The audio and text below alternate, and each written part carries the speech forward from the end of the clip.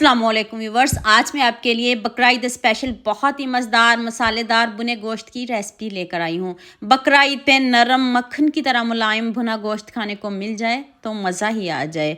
बकरा ईद के लिए ये रेसिपी सेव कर लो, इतनी मज़ेदार रेसिपी आपको कहीं से नहीं मिलेगी। स्टेप बाय स्टेप एक एक चीज़ बताऊँगी, तो चलें शुरू करते हैं। 1 कप आपने ऑयल लेना है, उसमें हम 1 किलो मटन शामिल करेंगे। गोश्त को पहले अच्छे से वॉश करेंगे। बुना हुआ गोश्त है तो हम इसकी भुनाई ही करेंगे, इसकी इतने अच्छे से भुनाई करेंगे, इसका कलर चेंज करेंगे। भुनाई में हम कंजूसी बिल्कुल भी नहीं करेंगे। जब ऑयल गर्म हो जाए तब इसमें आपने मटन डाल देना है। इसकी इतने अच्छे से भुनाई करनी है जब तक इसका कलर चेंज ना हो जाए। 1 चम्मच नमक डाल दें, अब इसमें मसाले नहीं जाएंगे।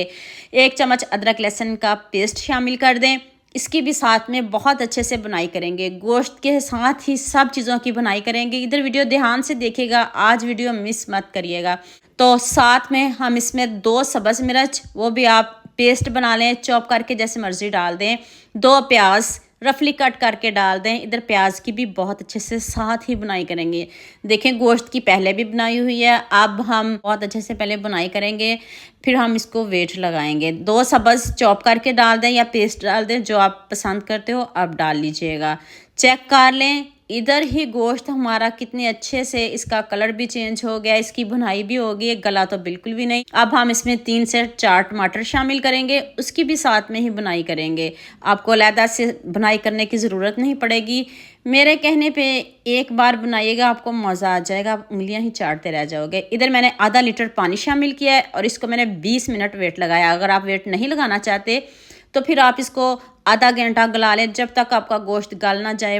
1 घंटा भी लग सकता है, ये आप पे डिपेंड करता है। अगर आपको वेट नहीं पसंद तो स्किप कर दें। अब हम टमाटर के छिलके निकाल देंगे और गोश्त को भी बाहर निकाल लेंगे। गोश्त हमारा इतने अच्छे से गल गया, अभी मैं आपको चेक करवाती हूँ कितना हमारा सॉफ्ट जूसी नरम सा गोश्त बना है। तो यहाँ मैं याद दिला दूँ, अगर आपको मेरी रेसिपीज़ पसंद आ रही हैं तो जल्दी से मेरे फेसबुक पेज को भी फॉलो कर लो और साथ में मुझे यूट्यूब पे भी सब्सक्राइब कर दो। ये आपकी तरफ से प्यार होता है, मोहब्बत होती है, खुशी होती है कि आपको मेरी रेसिपीज़ पसंद आ रही हैं। अब मसालों की बारी आती है।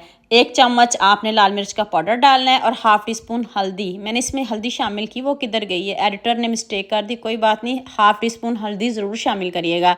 साबुत काली मिर्च 6 से 7 साबुत काली मिर्च डाल दें। 3 लौंग डालें और साथ में 1 तेज़पत्ता, 1 ही काफ़ी है। 1 चम्मच रोस्ट किया हुआ धनिया पाउडर आपने शामिल करना है, रोस्ट करके फिर आपने इसको पीसना है। फ्रेश पीसिएगा, आपको मज़ा आ जाएगा। इधर इतनी खुशबू आने लग जाएगी, आपका दिल करेगा हम जल्दी से मटन बनाएं और जल्दी से इसको खाएं, जितना टेस्टी बनाए। चलें दोबारा से अब इसकी भुनाई करते हैं। भुना हुआ गोश्त है तो भुनाई तो बनती है ना, तो अब दोबारा से हम इसकी इतने अच्छे से भुनाई करेंगे। ½ टी स्पून ज़ीरा, वो भी आपने रोस्ट करके डालना है और फ्रेश पीस के डालना है। और आप इसका कलर चेक करिएगा कितना ज़बरदस्त है। अब ½ टी स्पून मैंने इसमें गरम मसाला पाउडर डाला है, ये ऑप्शनल है, अगर आपको नहीं पसंद तो स्किप कर दें। गरम मसाला बहुत ज़्यादा नहीं डालना, सिर्फ खुशबू के लिए ½ टी स्पून काफ़ी है। तो आप मुझे जल्दी से ये भी बता दें मुझे किन किन मुल्कों और किन किन शहरों से देख रहे हैं। मुझे बहुत खुशी होती है जब आपके फेसबुक और यूट्यूब पर खूबसूरत से कमेंट पढ़ती हूँ।